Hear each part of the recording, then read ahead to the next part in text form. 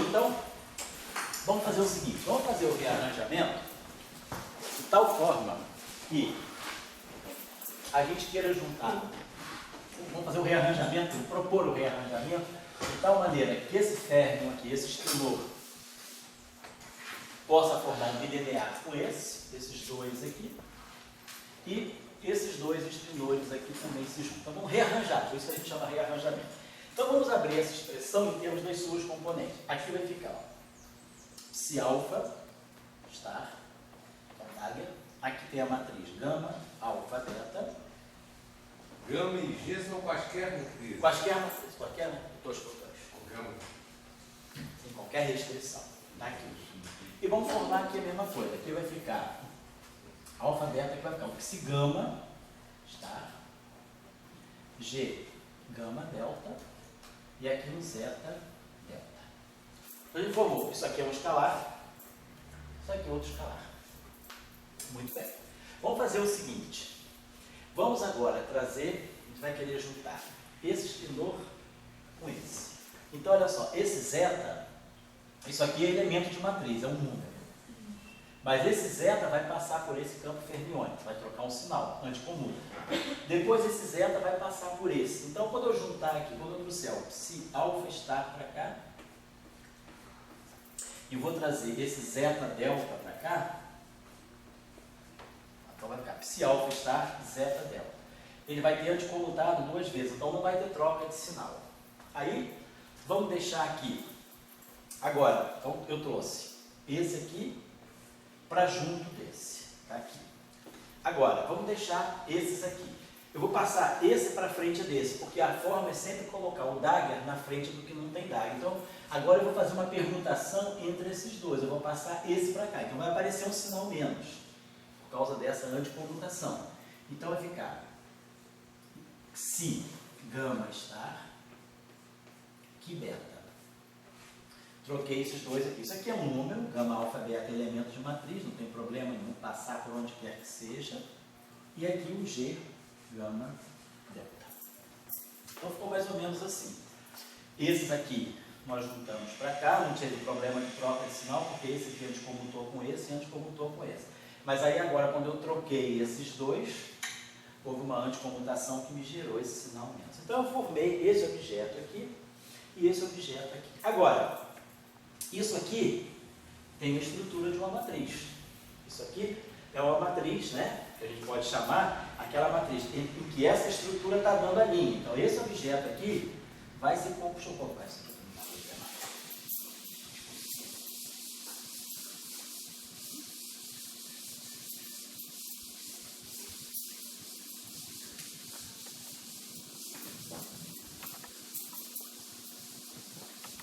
Então, vou colocar o primeiro termo, então vai ficar menos psi alfa star zeta delta. E aí ficou psi gama star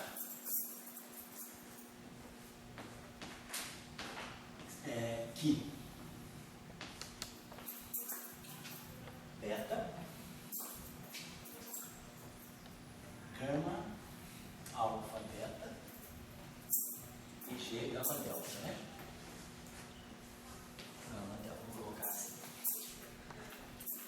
Então olha só, esse objeto aqui é que eu vou identificar com aquela estrutura. Eu vou chamar isso aqui de uma matriz. Isso aqui é uma matriz, 2 por 2, onde eu vou colocar sempre esse cara na estrutura de linhas, quer dizer, vai ser esse cara em cima desse, como a gente formou naquela hora. Então isso aqui vai ser a minha matriz, onde esse cara dá a linha e esse cara dá a coluna.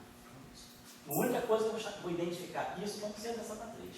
E aqui eu vou fazer aquela minha decomposição. Eu vou escrever isso aqui como sendo um meio de M kappa lambda sigma A lambda kappa e sigma A delta alfa. Fiz aquela expansão matricial, tudo que a gente tinha feito. M é igual a 1 meio do traço de M sigma A expandido na base das matrizes sigma A. Então isso aqui é delta alfa Isso aqui é um traço e isso aqui vai ficar delta alfa. E aí o traço é capa lambda, lambda capa. Então fiz aquela coisinha. Muito bem. Então, isso aqui está ficando assim, ó, menos esse meio aqui eu vou colocar aqui. O menos veio dessa anticomutação. E aqui ficou menos meio. Agora, esse M lambda da capa está aqui. Esse segundo índice é esse aqui. Então, isso aqui é psi capa estar, né? Quer dizer, psi lambda. Esse segundo aqui, né? Então, esse é o segundo, o primeiro índice de linha daqui é o segundo. Então, o índice de linha daqui então vai ficar psi lambda estar. Isso aqui. Isso aqui é psi lambda. Lembrando da ordem, esse alfa aqui é o primeiro. Então, esse aqui é o lambda estar e isso aqui é o zeta capa. Zeta capa. Eu chamei, eu identifiquei isso aqui como essa matriz e agora estou expandindo aqui. Então, essa matriz aqui tem essa linha e essa coluna. Então, isso aqui é a linha, aqui, ó, e isso aqui é a coluna. E aí, vai entrar aqui sigma A lambda capa. E aí, aqui vai entrar sigma A delta alfa. Então, eu transferi esses índices aqui para esses aqui. E aí, agora, vou pegar o resto. Ficou psi gama estar I beta gama alfa beta G gama delta. Agora vamos começar a arrumar as coisas. Então, esse primeiro termo aqui ficou prontinho para nós assim, ó, menos o meio, ó, ficou psi Dagger sigma A zeta. Formou esse bilinear bonitinho, ó. Lambda, lambda capa, capa. Formei esse bilinear fermiônico, esse número. E agora vou tentar formar isso aqui. Isso aqui ficou psi gama estar. Esse gama aqui, ó, vai pegar esse G. Então esse segundo termo vai ficar assim, ó. Psi delta, psi gama, ó, psi Dagger, tá aqui. Ele, pela ordem matricial, ele vai pegar logo essa aqui, G gama delta. Então vai pegar aqui a matriz G. Agora, G gama delta. Aqui tem o delta alfa. Então aqui vai entrar o sigma A. Aqui, ó, a matriz vai se formando naturalmente. Ó, gama, gama delta, delta alfa, alfa beta, que é o gama aqui, e o beta. Então formou esse bilinear certinho. Esse vetor linha faz o produto com essa matriz, ó, gama delta. Essa matriz aqui faz o produto com essa, que se junta com essa, que bate nesse vetor coluna. Então a gente formou essa identidade aqui. E o sinal menos. Esse é de que época? Oi? Esse Firtz é de que época? Você sabe? Esse Firtz? É, Firtz. É década, eu acho que de 20, 30 por aí. Entre 20 e 30. Logo depois do Dirac teve Logo na verdade, Firtz, eu acho que é mais ou menos daquela época, mas ele, na verdade, ele já vinha fazendo teoria de espinores antes do Dirac até. Ah, é? É. Eu que era alemão? Firtz é alemão. Ele também aparece, né? Nós vamos estudar aqui o campo de Firtz-Pauli, que é um campo que descreve os spin-2 relativistas. Ele está ligado também à formulação desse campo de spin-2, que é o campo da onda gravitacional, o campo de Firtz-Pauli. Então a gente pode escrever essa relação assim, menos o meio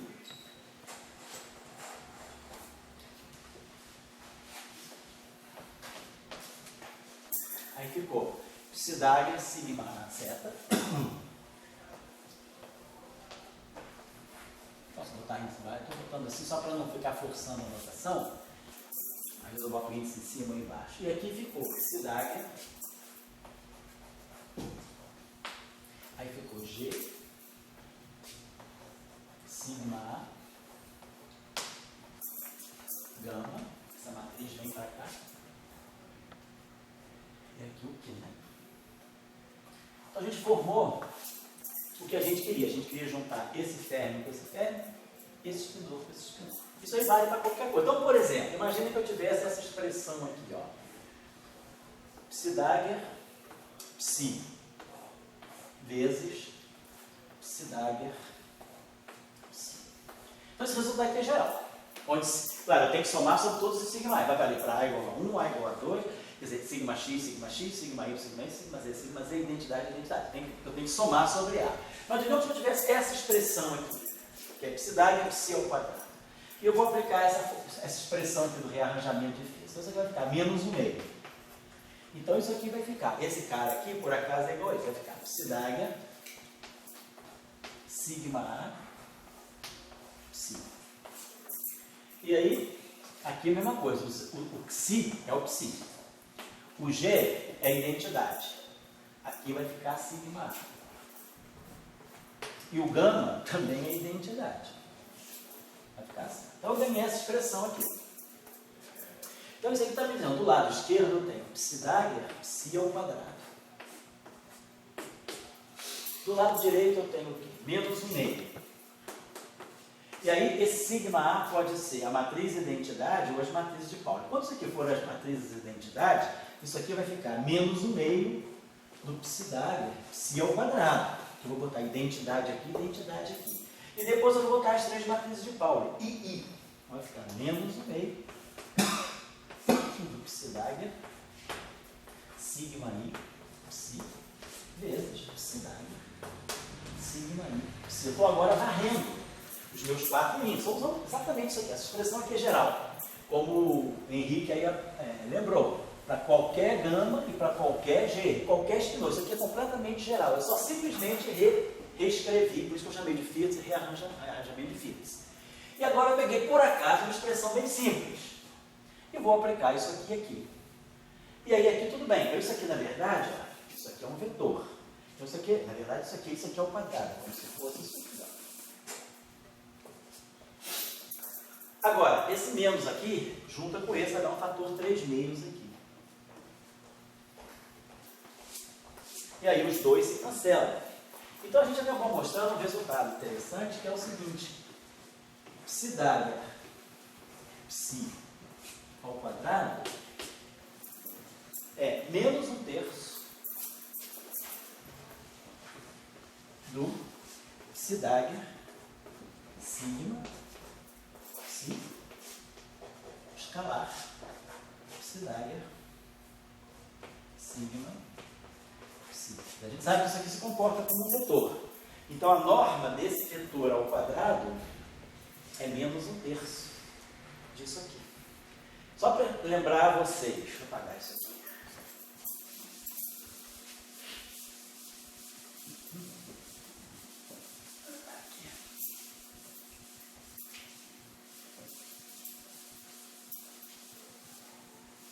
Então, então isso aqui veio para cá, tá certo, né? Ficou isso aqui, menos 1/2 aqui, e esse cara aqui tá certo, veio para cá, isso, tá certo, vem para cá, menos 1/2, 1, tá 3 meios, aí os dois se cancelam, fica menos 1/3 aqui, tá certo. Esse objeto que está aqui, então, quer dizer, esses números que estão aí, claro, esses psi são números anticomutantes, né? E está aparecendo esse sinal menos aqui. Mas a gente tem uma espécie de uma relação, quer dizer, de tipo, né? Alguma relação que parece ser quase que uma relação de ortogonalidade, né? Quer dizer, de norma, né? Perdão, de norma. Norma ao quadrado igual a norma ao quadrado, só que aqui eu tenho esse sinal menos aqui. Isso é porque esses objetos são objetos anticomutantes, né? Então, deixa eu ver o que mais que a gente poderia dizer aqui. Acho que a gente não tem... então, isso, por exemplo, se a gente quisesse pegar uma expressão, então, isso foi uma primeira aplicação. Suponhamos que a gente tivesse a seguinte coisa agora. Digamos que a gente tivesse psi dagger, como se eu tivesse essa expressão aqui, psi dagger sigma que escalar que dagger sigma psi. Se eu tivesse esse produto aqui, estivesse fazendo esse produto. Pô, a gente sabe o seguinte, né? Esse objeto aqui, quando eu pegar esse objeto aqui, psi dagger aqui, quando eu pegar, isso aqui é um escalar. Por quê? Se eu fizer uma rotação, a gente já viu, se a gente fizer uma transformação de SO3, que na verdade no espaço esquinorial é SO2, né? A gente sabe que a transformação do esquinor é essa aqui. Psi' igual a S, psi. Então, o psidaga vai ser, o psidaga linha, né? Vai ser psidaga S daga, tá aqui. Isso é a rotação desse espinor. E a rotação desse segundo espinor é essa aqui. E aí, é claro, essa matriz é uma matriz de SU2, então ela é unitária. Se ela é unitária, S daga é a identidade. Então, isso aqui me dá psidaga aqui. Então, está me mostrando que essa grandeza se comporta como um escalar. Faz-se uma rotação nela e ela não muda, então ela se comporta como um escalar. Agora vamos pegar essa grandeza aqui. Psidaga, sigma i, para qualquer sigma i, pega um sigma i em particular. Vamos fazer uma transformação de rotação aqui.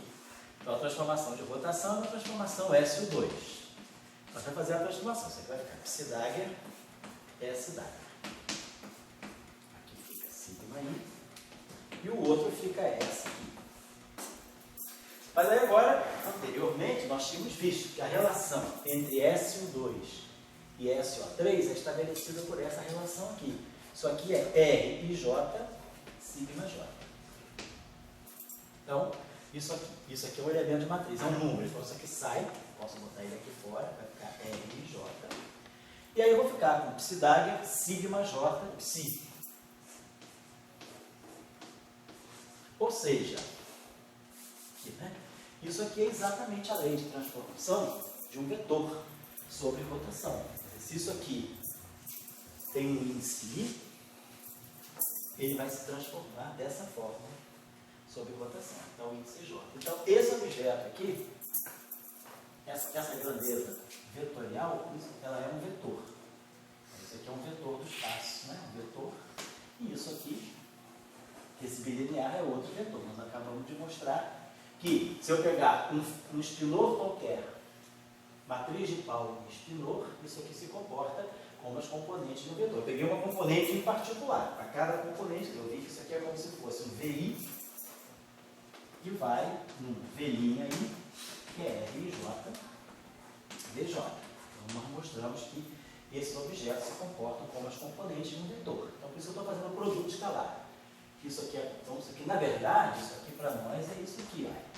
É psidaga, sigma i aqui, psidaga, sigma i, psi. E aí agora vamos usar a expressão de Firth, que a gente demonstrou ainda agora.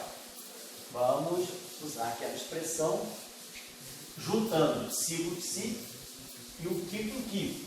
E usando que esse cara aqui faz o papel do G, do H, né, do gama, e esse cara aqui faz o papel do G. Então é só aplicar aquela expressão geral do rearranjamento de Firth. Depois eu vou fazer isso em 4, na relatividade também.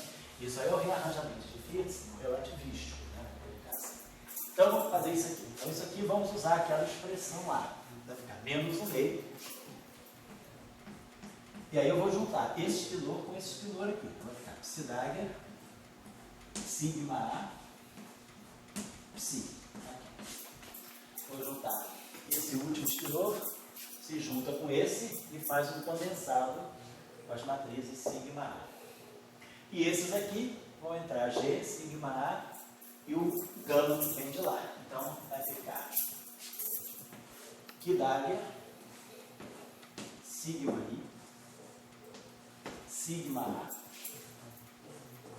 sigma I, isso aqui faz o G, o gama entra aqui. Esse primeiro, vem cá para trás, essa matriz fica aqui, essa matriz faz parceria com essa e aquele gama passa para cá.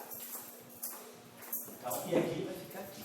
Então, nós estamos aplicando nessa expressão aquele resultado do rearranjamento de Firth. Agora, é claro, esse A pode ser 1, 2, 3, 4. Então, vamos colocar aqui. Isso aqui significa o seguinte. Então, se eu estou pegando essa grandeza aqui, ó, isso aqui é psidaga, sigma, i, escalar. Quer dizer, na verdade, eu posso escrever assim, né? Isso aqui é psidaga, sigma, i, psi. Essa expressão aqui é isso aqui. O lado esquerdo é isso aqui. Vamos trabalhar agora o lado direito, que é isso aqui. Vamos fazer. A primeira matriz que eu vou botar aqui é a identidade. Então, vai ficar identidade aqui e identidade aqui. Então, vai ficar menos o meio do psi dagger, psi. Quando a matriz sigma A for a identidade, aqui vai ficar a identidade. Então vai ficar a identidade, vai ficar sigma I, sigma I. Sigma I ao quadrado é 3 vezes a identidade, porque é sigma x ao quadrado, mais sigma y ao quadrado, mais sigma z ao quadrado. Então vai dar 3 vezes a matriz identidade. Vai dar um fator 3, vai ficar aqui menos 3 meios, psi dagger, e aqui vai ficar que dagger, aqui. Aí ficar, quando aqui for aqui é identidade, aqui é identidade. Então aqui vai ficar sigma I ao quadrado. Sigma x ao quadrado, mais sigma y ao quadrado, mais sigma z ao quadrado. E agora, esse A vão ser as matrizes de Pauli, sigma j. Então nós vamos ter aqui menos 1 meio do psi dagger, sigma j, psi, que dagger, sigma j, sigma i, aí o A é j, isso vai virar um sigma j, e aqui é sigma i. Aqui. A gente colocou aquela expressão do lado esquerdo igual a essa expressão do lado direito. Agora aqui, a gente pode usar, botar esse sigma i junto com esse sigma i, é só usar a relação de anticomutação. Sigma i, sigma j é menos sigma j, sigma i, mais 2 vezes delta ij vezes a identidade. Não é essa relação que a gente tem para as matrizes de Pauli, né? O anticomutador, né, sigma i com sigma j, é 2 vezes delta de Kronecker vezes a matriz identidade. Então, sigma i, sigma j, mais sigma j, sigma i, isso aqui. Então, sigma i, sigma j é menos sigma j, sigma i, mais 2 vezes delta j. Então, vamos trabalhar nesse ladinho aqui, para ficar assim, menos 3 meios do psi dagger psi, que dagger. Depois, esse termo aqui vai ficar, ó, sigma j vem para cá. Aí, esse sigma i vai bater em cima desse sigma i, vai ficar sigma i, que vai dar de novo 3. Então, vai produzir um fator menos 3, vai produzir um fator menos 3 meios, psi dagger, sigma j, psi, e aí, aqui vai produzir o 3, e aí vai ficar, e tem esse sinal menos, vai ficar mais 3 meios. Mais 3 meios, que dagger, sigma j aqui. Certo? Porque esse menos aqui bate com esse aqui, fica mais 3 meios, então ficou psi dagger, sigma j, psi, que dagger, sigma j aqui, porque sigma i fez 3 vezes a matriz da identidade. E agora vai aparecer esse termo aqui, que é 2 vezes delta j. Então 2 com menos 2 no menos 1 aqui, aí vai ficar aqui menos psi dagger, sigma j, psi, e aqui, esse delta j vai produzir aqui um sigma j. Então, 2 bateu lá com meio, ficou menos 1, e esse delta j em cima do sigma i vai fazer o sigma j. Então, vou apagar isso aqui. Então, esse segundo terminho aqui vai produzir que dagger, sigma j. Então, isso está dando para nós, ó, menos 3 meios, menos 1, vai dar 1 meio, certo? Esse termo aqui é idêntico a esse, 3 meios menos 1, então dá 1 meio. Esse termo aqui desaparece, e esse coeficiente aqui fica mais 1 meio, depois das operações feitas, né? Então, a gente acaba mostrando, e aí, então a gente acaba mostrando aqui, tá? É não diagonal. Então, aqui a gente acabou mostrando uma relação que pode vir a ser útil. Estou só dando um exemplo aqui. Psi dagger, sigma, que. Aí passo por isso aqui, é um vetor escalar, que dagger, sigma, psi. Então, isso aqui, por Firth, isso aqui deu para nós, menos 3 meios, psi dagger, psi.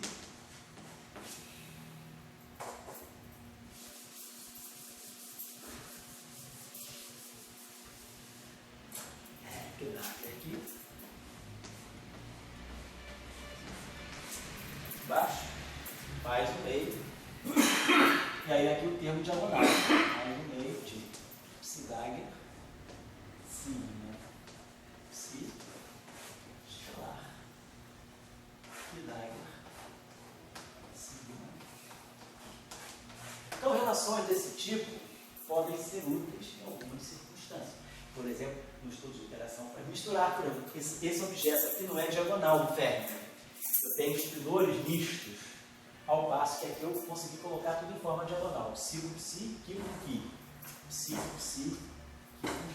Isso pode ser útil na hora de interpretar certas grandezas físicas, né? Como correntes, como cargas. Então, eu estou só dando o exemplo de como esse rearranjamento de Firth pode funcionar em algumas situações, certo? Vou fechar isso aqui. Então é só ocupar, então, a gente sabe como é que ele deduz isso aí, é só colocar lá. Bom, então, essa é uma maneira que a gente tem, né, assim, vamos dizer, um dispositivo que nós temos, às vezes, para fazer simplificações no cálculo espinorial. Fazer isso aqui. Deixa eu deixar um exemplo para vocês aí, deixar uma tarefa em cima disso, para alguém quiser treinar um pouquinho mais.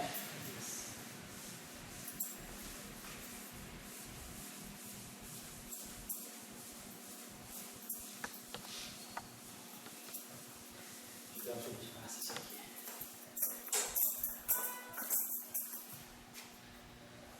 Assim, psi dagger. Aqui. Esses. Psi dagger. Assim, sigma.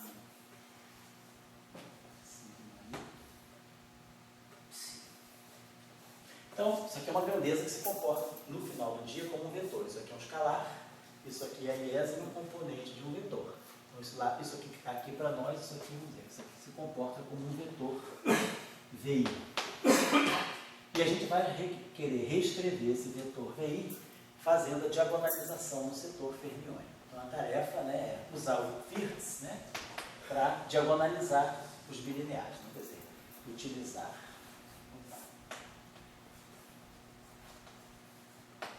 Firth, né, para reescrever, melhor, reexpressar, né, reexpressar VI em termos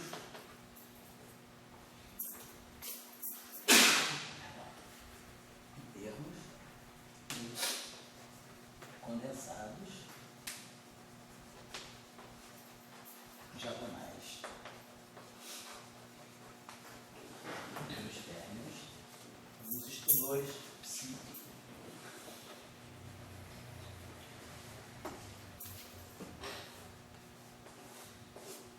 Agora, como exercício se quem quiser fazer. Muito bem. Então, agora, por exemplo, a gente pode falar de um campo que seja uma estrutura tensorial um pouquinho mais alta. Por exemplo, um campo que tenha uma natureza escalar, vetorial, espinorial. Um campo assim. Pode dar que eu pegue esse campo aqui, um campo psi, que tem um índice vetorial e um índice espinorial. Então, esse índice aqui é um índice vetorial, então nós sabemos, ele está na representação de spin 1. Esse índice aqui está na representação de spin meio. Então, nós vamos estar compondo spin 1 com spin meio. Então, isso aqui pode dar meio e 3 meios.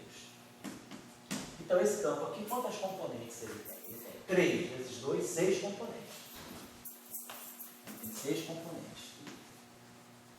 Dessas 6 componentes, uma componente meio tem multiplicidade 2, tem dimensionalidade 2. E a componente 3 meios tem dimensionalidade 4. Então, 2 mais 4, 6. Então, esse campo aqui, na verdade, né, ele é uma composição do spin meio mais um spin 3 meios. Então, tem 2 componentes dentro dele. Esse campo aqui, ele carrega um spin 3 meios. Na literatura, ele é chamado do campo de Harita-Schwinger.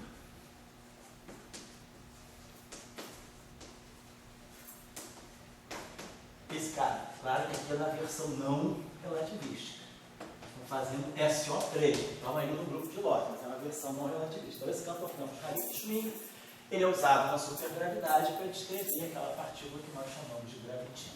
É um campo intrinsecamente ligado à formulação da supergravidade e ele descreve a partícula que nós chamamos de gravitina, que é um férmio de spin 3 vezes que aparece em parceria com o gráviton que tem spin 2. Então, na supergravidade, a gente fala da onda gravitacional, do fenômeno gravitacional descrito pelo gráviton, que tem spin 2, e em parceria com o gravitino, que tem spin 3 vezes. Então, o gráviton para nós é o spin 2, é o nosso HIJ. Então, aquele nosso HIJ. Traço nulo, simétrico. Traço nulo. Então ele tem 5 componentes. É o S igual a 2. Então aqui está o spin 2, então aqui é o gráviton. E na supergravidade a gente coloca o gravitino. Então, na supergravidade nós trabalhamos com esse multiplete que a gente chama o gráviton, spin 2, e o gravitino, spin 3,5. Então, esse multiplete, na supergravidade, a gente trabalha com esses dois. Claro que aqui, na versão não relativista, nós estamos falando aqui do grupo galileano, do grupo SO3, nós não estamos trabalhando com espaço de Minkowski, nem falando de relatividade restrita, né? Mas é só para já abordar bem como é que essas coisas já aparecem cá embaixo, na própria versão não relativística, esses objetos já vão aparecendo, tá certo? Então, esse campo pode ser interessante também, o campo de spin 3D. Bom, então vamos começar a ver agora a ideia de descrever. A gente está fazendo uma teoria clássica de campos. Então, nós já entendemos as representações. Só para ver como é que seria uma transformação de Lorentz. Como é que, por exemplo, esse objeto aqui, vamos dizer, esse campo de Harriet-Schminger, se transforma em segunda rotação. Então, ele é um campo. Então, o campo é o que a gente chama de campo vetorial espinorial, porque tem um índice vetorial e um índice espinorial. Como é que fica a transformação de rotação dele? Então, se eu fizer uma transformação de rotação em cima dele, ele vai sofrer uma rotação. O campo vai transformar. Sigma e alfa de T x'. Então, esse índice aqui é um índice vetorial. Então, o índice vetorial, quando ele vai sofrer a transformação, ele sempre vê a matriz R de SO3. Vai ficar um RJ aqui de θ. Vai ser uma rotação de um ângulo θ, não importa onde, veja o gerador. E o índice espinorial se transforma segundo a transformação correspondente de SO2, de SO2. Vai ficar S alfa beta do θ. E aqui, atuando no psi J beta do Tx. Então, essa é a transformação de rotação desse objeto aí, né? Por exemplo, eu posso fazer a seguinte pergunta, a seguinte tarefa. Vocês realizarem a seguinte tarefa. Suponhamos, né, que eu estou num sistema de referência onde o meu campo psi alfa. Então, vocês estão observando esse campo aqui, cada componente dele se comporta como um spinor. Ele tem a componente psi1, que é um spinor, e esse campo aqui tem a seguinte forma, né? Ele é um psi1, psi2, psi3. Ele tem as 3 componentes de um vetor. Só que cada componente se comporta como um spinor. Então eu teria aqui um psi1, 1, psi1, 2, espinorial, psi2 espacial, 1 espinorial, 2 espacial, 2 vetor espinorial, 3 espacial, 1 espinorial, 3 espacial, 2 espinorial. Então, ele é um vetor em que cada uma das 3 componentes desse vetor é um espinor. Então, na verdade, por isso que ele tem 3 vezes 2, 6 componentes. Então, suponhamos que esse vetor tem a seguinte característica. Eu esteja num sistema de referência onde, por exemplo, o psi1, isso aqui é um spinor, ele tem a seguinte característica, ele é a zero. A primeira componente é um espinor. A segunda componente é um outro espinor. Suponhamos que a segunda componente seja 0, 0. Vou botar aqui é 0B. E suponhamos que a terceira componente seja C0. Então eu tenho esse campo aqui. Esse meu campo, ele tem as três componentes vetoriais, sendo que cada componente de vetor é um espinor. Então a componente psi1, quer dizer, é como se eu tivesse psi1, é A, psi12 é 0, psi21 é 0, psi22 é B, psi31 é C, psi32 é 0. Então suponhamos que eu tenha esse ferro. Esse foi fala? A gente pode enxergar esse objeto como um vetor onde cada uma das componentes é um espinor. Isso. Eu poderia enxergar um tensor de rank 2 como um vetor onde cada uma das componentes é um vetor? Pode também. Você pode também adotar essa notação. Pode fazer a mesma coisa. Só que os dois índices têm a mesma natureza, os dois são vetoriais. Porque na verdade você pode pensar isso. Se você quiser pensar em tensor de rank 2, imagina uma coisa desse tipo assim. O que é isso aqui? Isso aqui é H11, H12, H13. Né? Então, se você pegar, por exemplo, pegar um produto de dois vetores, o vetor UI vezes o vetor J, você vai formar aqui uma matriz 3x3, onde cada componente é como se você colocasse aqui, ó, U1, V1, U1, V2, U1, V3. O que está acontecendo aqui? É como se essa primeira coluna aqui fosse U1, são as três componentes de um vetor, ou seja, essa primeira coluna são as três componentes de um vetor, a segunda coluna vão ser as três componentes de um outro vetor, e a terceira coluna vão ser as três É um produto tensorial, né? É um produto tensorial. Nessa linha de raciocínio eu não poderia... eu sei que eu não posso, mas... Qual seria a diferença entre pensar num tensor de rank 1 como 3... Tensor de rank 1 como 3 tensores de rank 0? O tensor de rank 0 é um escalar. Sim. E aí, o tensor de rank 1 é um vetor. Um vetor não é um conjunto de três escalares. Que aí, se você pegar aqui, se cada escalar, você está dizendo que se é escalar mesmo, ele não se transforma. Agora, você pode dizer, o que é um vetor? Um vetor é A, B, C. Isso aqui é um vetor para você. Então, cada componente é um número, só que cada componente não é um escalar. Porque quando você faz uma transformação, uma rotação, essas transformações, essas componentes se misturam. Então, você não pode pensar que as três componentes de um vetor são três escalares. Mas qual a diferença entre eu pensar num tensor de rank 2 como 3 componentes tensores rank 1 e pensar no tensor rank 1 como 3 componentes tensores rank 0? Você pode pensar, são três números. Não, mas lá a mesma coisa. Quando você pensar que esse cara aqui, que esse tensor de rank 2, que é essa matriz 3x3, né? Vou colocar assim, você tem essa matriz 3x3. E aí isso aqui é um vetor, isso aqui é um vetor, isso aqui é um vetor. Quando você fizer uma transformação de rotação, você vai misturar tudo. Então, na verdade, você não está dizendo, tá certo? Você não está dizendo que cada uma delas é um vetor. Elas são uma coisa é você ter as três componentes de um vetor. Outra coisa é você dizer que um tensor são três vetores. Não são, porque na hora da rotação tudo se mistura.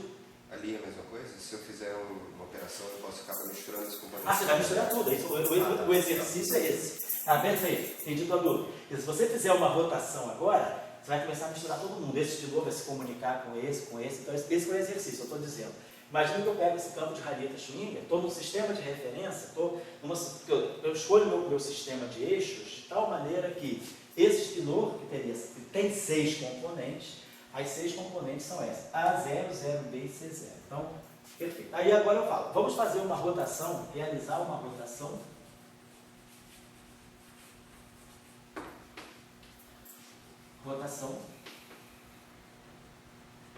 de um ângulo θ no plano y, no plano XY.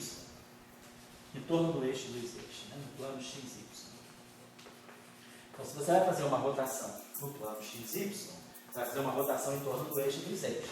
Então, significa que o teu R vai ser uma rotação em torno do eixo dos eixos. Vai ficar aqui um I, θ, e aqui vai aparecer o sigma 3.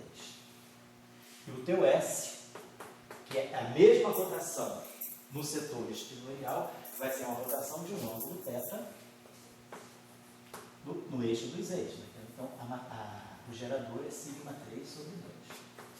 Quando você faz uma rotação em torno do eixo dos eixos, então, fazer o seguinte, para misturar mais ainda, botar no plano YZ. Então, uma rotação no plano YZ é uma rotação em torno do eixo dos X. Vamos botar aqui. Então, se você vai fazer uma rotação no eixo plano YZ, fazer uma rotação em torno do eixo dos X, teu gerador na tua rotação é esse objeto aqui, perdão, e o teu e a tua transformação espinorial é esse objeto aqui. Claro, onde as matrizes são conhecidas, né? Os geradores das rotações são conhecidos aí das nossas aulas anteriores. Quem é o sigma 1? Sigma 1 é uma rotação no plano em torno do eixo do X, uma rotação no plano YZ. Então, ela é 0, 0, 0, 0, 0, menos I, 0 e 0. Essa matriz sigma 1. E a matriz sigma 1 é 0, 1, 1, 0. Então, o que eu estou pedindo? Ver como esse campo aqui de Harita-Schwinger se transforma segundo essa rotação. E aí vocês vão ter que usar essa matriz e essa matriz. Onde essa matriz aqui vai ser exponencial disso, vocês vão poder calcular. E essa matriz aqui vai ser exponencial disso. Vocês vão ter que calcular essa matriz aqui, exponencial, está aqui. De I, θ, sigma 1, dá para calcular direitinho, e vai dar para calcular essa matriz aqui também. Então, a matriz R, a gente já sabe qual é, né? A matriz R é uma rotação do plano YZ. Então, se é uma rotação no plano YZ, a componente X não muda, né? Então, a rotação 1, 0, 0. Aí vai ficar aqui 0, é no YZ, né? YZ. Vai ficar aqui, então, cosseno de θ, seno de θ, 0, menos seno de θ, cosseno de θ. Isso aqui é uma rotação de um ângulo θ do plano YZ. E aí vão ter que calcular depois a matriz S. Então vocês estão vendo, vão ter que abrir aquilo tudo lá. RJ, lembrando que RJ, por exemplo, tem R11, R12 é 0, R13 é 0, R21 é 0. Aí colocar isso aqui lá, aí no final do dia vocês vão ter essa transformação e vocês vão ver que essas componentes todas aqui vão se misturar entre si por rotação, tá certo? Então é Gabriel, né? Sim. Então, Gabriel, como você pensou, né? Como você alertou, por uma rotação, esses caras entre si vão se misturar, vai ter uma horizontalidade aqui. Tá certo? Porque eles são componentes de um mesmo tensor misto, um tensor que é espinorial e vetorial, tá certo? Então, é um exercício braçal, mas só para a gente perceber, acho que num momento, né? No primeiro contato, quem não está acostumado, é importante a gente perceber essas coisas para não ficar aquela ideia de que as componentes, né? A componente de um vetor são escalares, ou as componentes de um tensor são vetores, não são. Porque essas coisas todas se misturam entre si. A gente só caracteriza o objeto pelas suas leis de rotação. Então tá bom, só para deixar isso aí como uma tarefinha. Vamos passar aqui.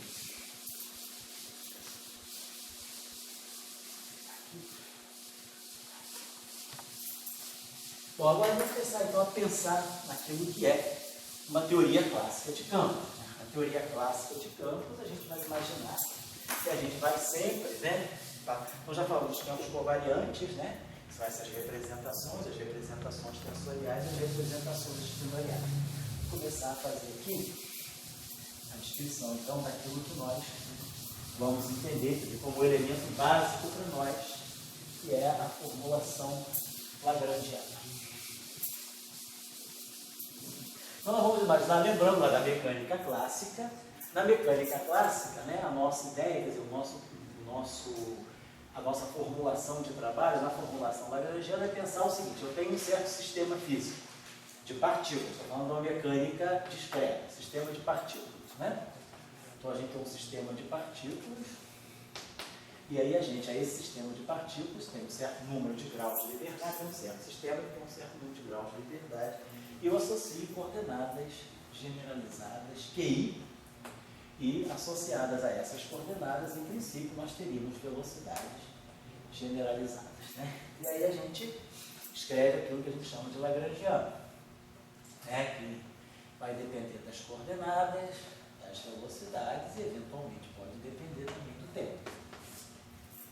E aí, esse lagrangiano aqui, né? Ele vai ser a função de energia cinética menos a função potencial. E aí a gente define depois a nossa ação, que é a integral, né, do lagrangiano, de 2 instantes de tempo, aí, no tempo inicial e no tempo final. Mais ou menos é aquilo que a gente faz, a prática que a gente segue para a formulação lagrangiana de um sistema de partículas. No caso de campos agora, nós vamos substituir as coordenadas generalizadas, né, vão virar campos. Vamos dizer, um campo genérico, vou chamar assim de φ maiúsculo. Um campo qualquer, φ de tx. Esse campo pode representar qualquer campo covariante de S ou 3. Pode ser um escalar, pode ser um vetor, pode ser um tensor, pode ser os dois. Esse φ é um campo genérico. Uma função, né, uma representação, a gente chama representação S de S ou 3. Pode ser qualquer, pode ser escalar, pode ser vetor, tensor, escalar, tensor. Então, os nossos campos agora são função do tempo, das coordenadas temporais e espaciais. Aquilo que são as velocidades na mecânica, quer dizer, a gente tem coordenadas QI de T. E aí, aquilo que vai dar a evolução temporal são as derivadas temporais. No caso dos campos, os campos agora são função de T e de X. Então, o que vai substituir? Vamos generalizar a noção de velocidade, digamos, pegando derivadas temporais e pegando derivadas espaciais dos campos. Então, agora eu vou, né, imaginar que meu campo tem 2 tipos de evolução. Ele depende do tempo e depende da posição. Então, ele vai ter, uma espécie de uma energia cinética, e vai ter uma energia cinética associada à sua variação no tempo. E vai ter uma energia, vamos dizer, de gradiente. Né? Por exemplo, se esse campo for um escalar, na parte espacial eu posso tirar o gradiente de um escalar. O campo não varia, ele não é uniforme no espaço. Ele tem não uniforme, ele vai ter uma derivada espacial. Se o meu campo for um vetor, por exemplo, eu posso tirar, se quiser, a divergência no vetor. Posso tirar o rotacional do vetor. Posso até tirar também o laplaciano do vetor. Como aqui também eu posso tirar o laplaciano do escalar. Eu vou medir, eu vou tirar agora alguma coisa que vai medir as variações dos meus campos com as coordenadas espaciais. Se for um espinor, a mesma coisa. Eu vou tirar derivadas temporais, derivadas espaciais. Então agora, vamos compor uma função. Só que agora eu tenho campos, né? Então, o meu lagrangiano agora, e a minha ação agora, então, na hora dos campos, vamos pensar, a minha ação na hora dos campos, eu vou ter que integrar, quer dizer, aqui a gente integra no tempo. Por quê? Porque todas as coordenadas generalizadas são função do tempo. Todas as velocidades generalizadas são função do tempo. Então, eu tenho uma coordenada, meu problema é unidimensional, e é unidimensional só no tempo. Agora, o meu problema não é unidimensional, é quadridimensional. Eu tenho evolução no tempo e tenho evolução das coordenadas espaciais. Então, a minha ação agora, ela vai ter que ser, eu vou integrar no tempo, mas vou também integrar no setor espacial. Então, isso aqui vai ser o meu lagrangiano. O lagrangiano vai ser a ação integral do tempo do lagrangiano. Mas aqui eu tenho um elemento de volume. Então, o que eu vou colocar aqui é o que a gente chama de uma densidade de lagrangiano. Então, esse objeto está aqui, integrado no espaço, me dá o lagrangiano. O lagrangiano integrado no tempo me dá a ação. Então, vamos colocar a coisa dessa maneira. Então, na teoria de campo, a gente já parte, né, lá do início, de uma densidade de Lagrangiano por essa razão simples. Meu problema agora depende do t de x.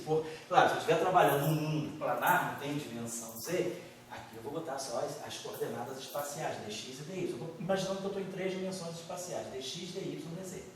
Então, eu tenho que integrar, quer dizer, a minha ação, né, é sempre integral no tempo do Lagrangiano. Mas só que agora, meu problema depende de coordenadas espaciais. Então, eu vou ter que integrar aqui em setor espacial. Derivadas do elemento de volume espacial. Então, aquilo que vai ser o meu Lagrangiano vai ser essa parte aqui, a integral espacial disso aqui, vai me dar o Lagrangiano. Então, esse L funciona como o que a gente chama uma densidade de Lagrangiano. É Lagrangiano, que tem unidade de energia, por unidade de volume. Então, esse L aqui para nós, né, ele vai ter dimensão de energia, que o Lagrangiano tem dimensão de energia, né, energia cinética menos a potencial, energia por unidade de volume espacial.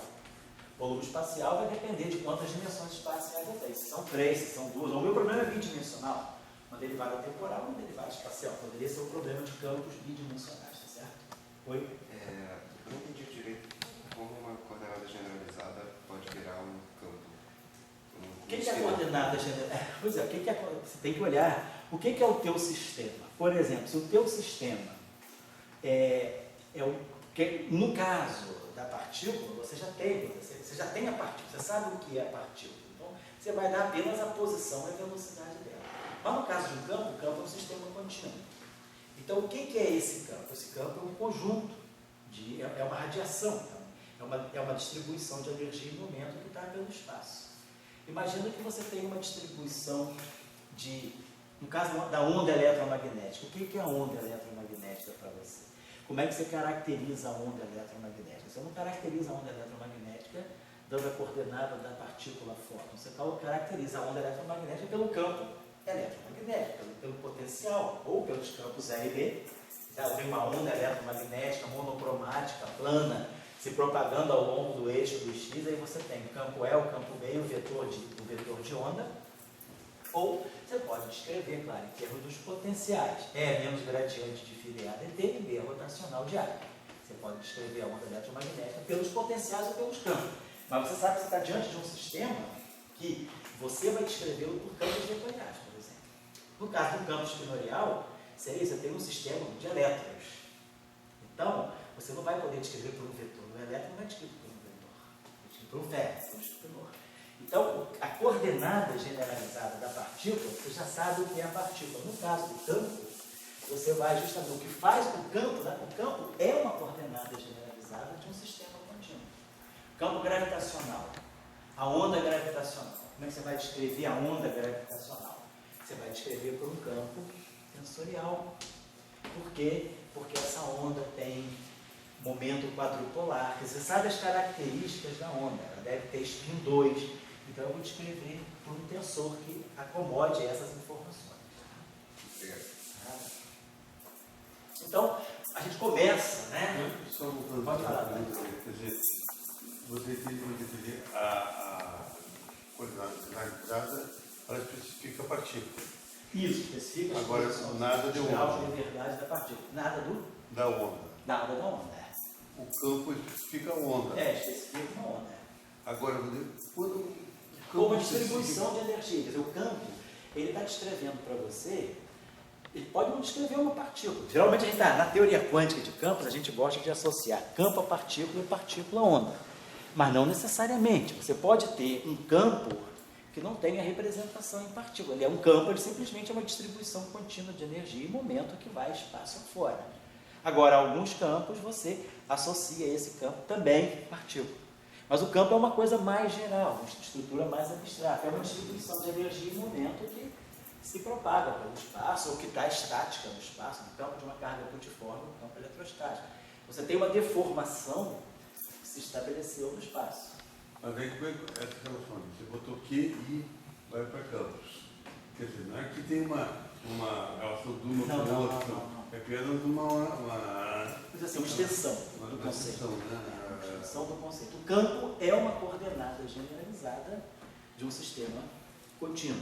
E você escolhe os campos de acordo, como a gente está falando, com o grupo de isometria do espaço que você trabalha. Então, o espaço tem uma métrica. Essa métrica te define um grupo de isometria, como nós vimos. Então, os objetos, as transformações que deixam a métrica invariante. Aí, aquelas transformações vão formar um grupo. Esse grupo tem representações e a gente pega os campos nessas representações desse grupo. Certo? Vamos lá. Então, a gente vamos imaginar o seguinte, caso mais simples. Vamos lá que a gente tem um caso assim. Caso mesmo assim, bem acadêmico, campo escalar. Então, vamos formar uma densidade de Lagrangiano para ele. Imaginar que o Lagrangiano ele vai medir energia. Então, ele vai medir o quanto esse campo flutua no tempo. Vamos dizer, a energia cinética desse tempo. Só uma pergunta. Pode falar. Se eu conseguisse tirar do campo a partícula, seria do campo ficaria aérea? Se eu tirasse do campo a partícula. Se você não conseguisse Não, tirar do exato. Tem um campo que não tem representação em partícula. a de campo ficaria aérea, fisicamente? Quer dizer, ela teria sentido. Só que você não estaria falando, esse campo não se materializa sob a forma de partícula. Por exemplo, você pode imaginar energia escura. O que é energia escura hoje?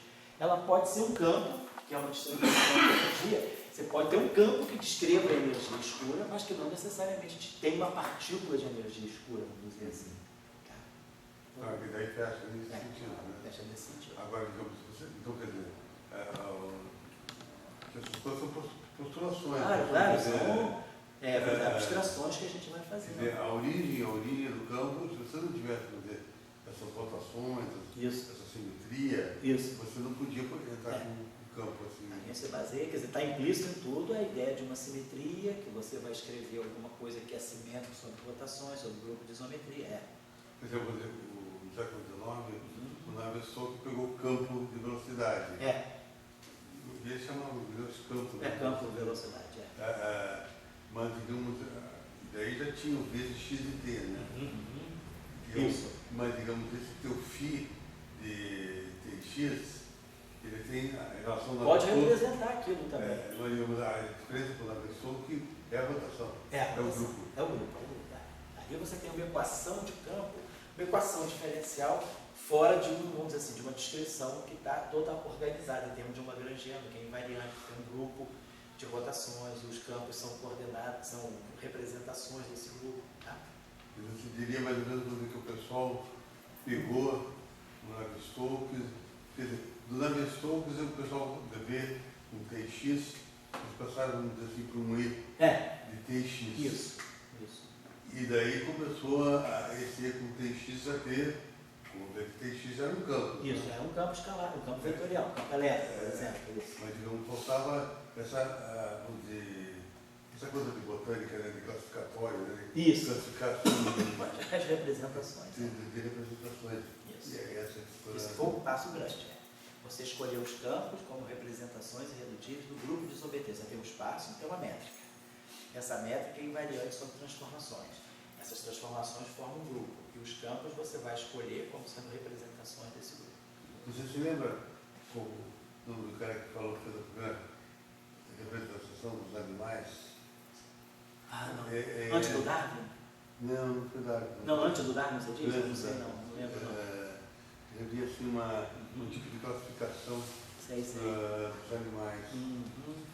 Mais ou menos isso que o campo faz. Né? Quer dizer, você daí tinha o campo de Pinter, meio, etc. Você tinha uma... Você vai, o teu campo, a tua onda eletromagnética é uma onda transversal, então isso aí te dá a característica do campo que você vai associar a ela, é um vetor. Ou então a tua onda depende de dois vetores, então ela vai ser um tensor, como no caso da onda gravitacional. Né? Porque geralmente a gente pensa o seguinte, o que é escalar é o ponto.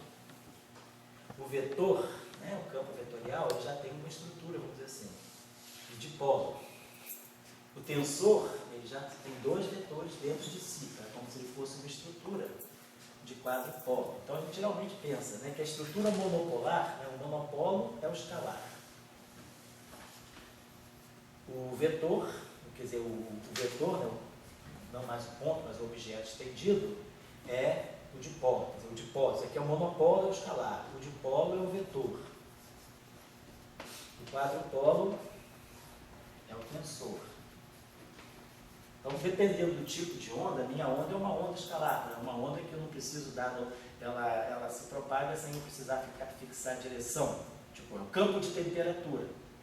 Basta dizer a temperatura em cada ponto do espaço. Agora, se o meu campo é um vetor, eu preciso dizer que naquele ponto do espaço, naquele instante de tempo, ele tem tal orientação ou tal orientação.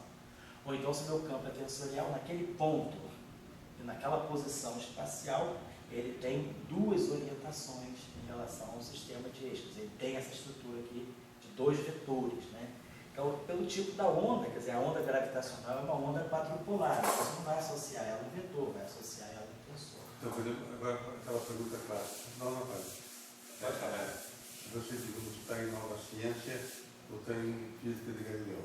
Quer dizer, se você vai medir essa onda gravitacional, quer dizer, qual é a diferença de você preparar o aparelho para a onda eletromagnética e preparar o aparelho para a onda gravitacional? Você tem que ter duas sensibilidades. Isso, exatamente. Senão você não percebe a onda gravitacional. Não perceberia a onda gravitacional. Tem que ser percebida pela estrutura quadrupolar dela. Ela não tem dipolo, ela já começa do quadrupolo.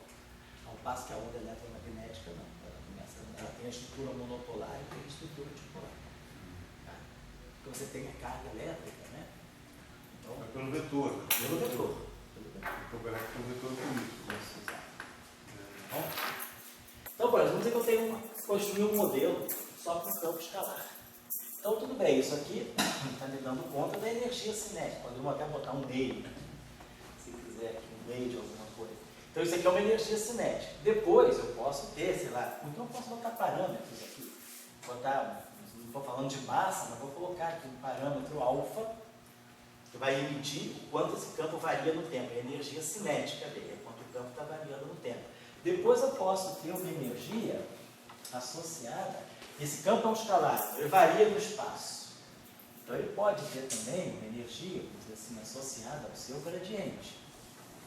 E aí, claro, eu tenho que formar um escalar. Então, eu tenho que botar isso aqui, tem que ser gradiente de φ, escalar, gradiente de φ.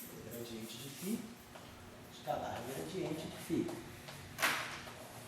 Mas eu poderia pensar também, às vezes, quem sabe, meu sistema, eu posso ter também uma contribuição para a energia que pode depender do Laplaciano. Algo do tipo Laplaciano de φ ao quadrado. Aqui tem um termo desse tipo. Estou medindo, meu campo depende de derivadas segundas também, não é uma coisa muito. Na mecânica, né, newtoniana, a gente está acostumado com derivada, quer dizer, o lagrangiano depender das velocidades, uma derivada temporal, e depender da posição, sistemas conservativos. Mas agora aqui eu poderia ter derivadas de ordem superior. Aqui também, eu poderia botar uma derivada temporal, a quarta, não vou colocar a energia cinética tradicional.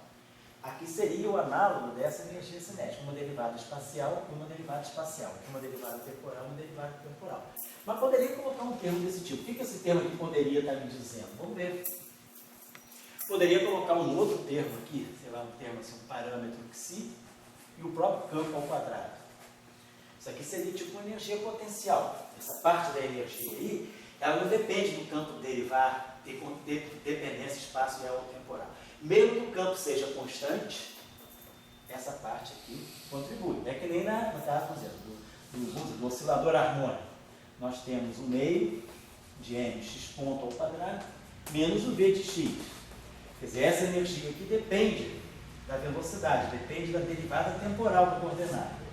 Se a coordenada for estática, sobra essa energia que a gente chama de energia potencial. É energia que depende só da coordenada, mesmo que a coordenada seja constante, esse termo não é zero. Então seria alguma coisa desse tipo. Eu poderia ter uma energia constante desse tipo aqui. Oi, Carol?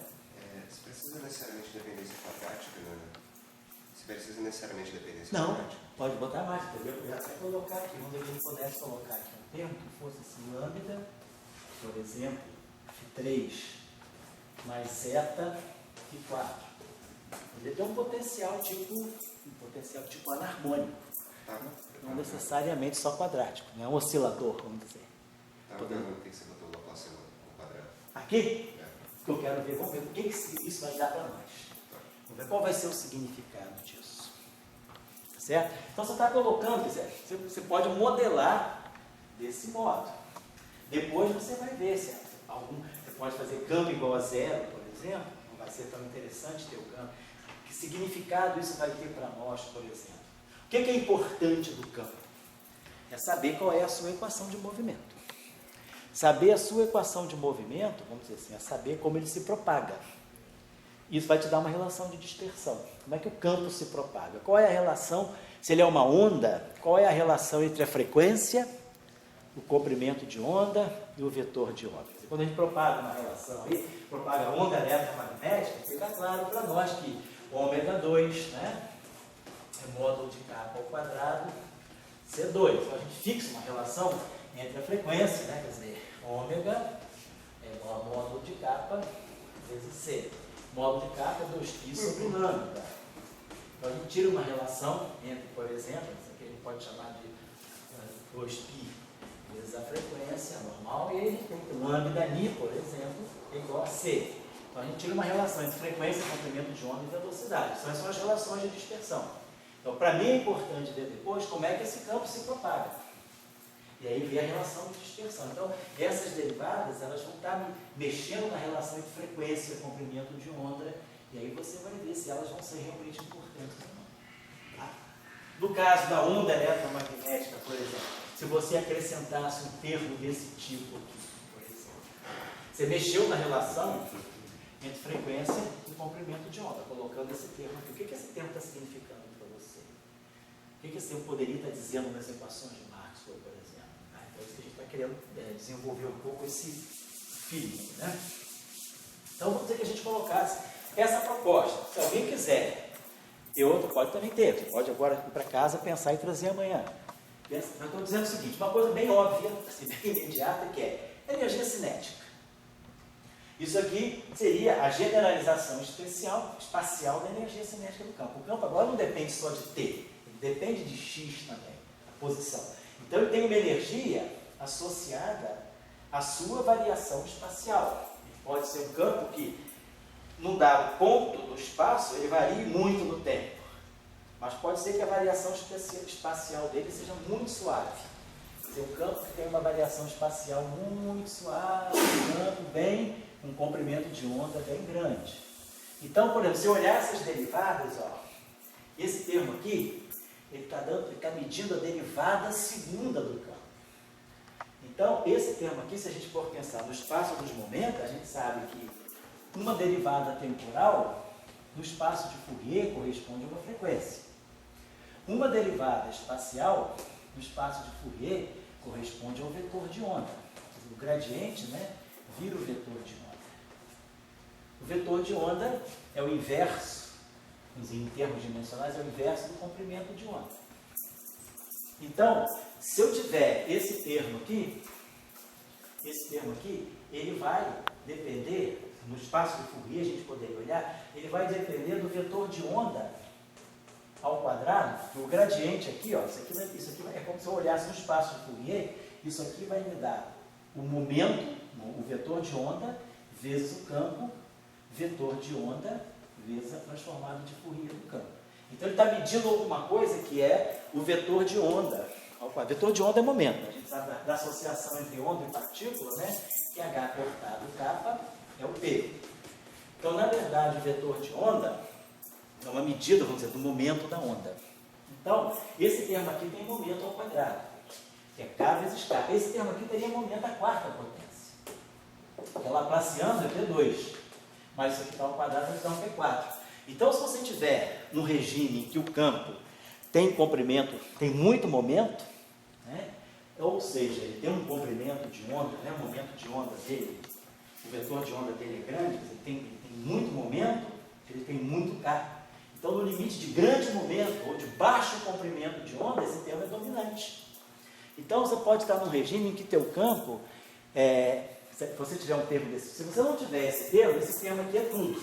Mas se você tiver esse termo, por exemplo, esse termo aqui domina na região de grandes momentos. Grandes momentos são grandes vetores de onda. E a relação é que lambda é 2π sobre K.